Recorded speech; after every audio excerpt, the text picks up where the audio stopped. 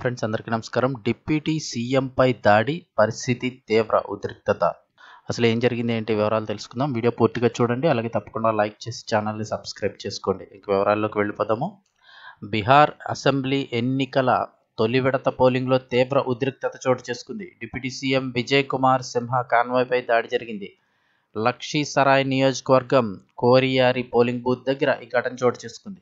కాగా మొదటి విడతలో 18 జిల్లాల్లోని 121 అసెంబ్లీ స్థానాలకు పోలింగ్ జరుగుతోంది. ఇందుకోసం మొత్తంగా 1314 మంది అభ్యర్థులు బరిలో ఉన్నారు.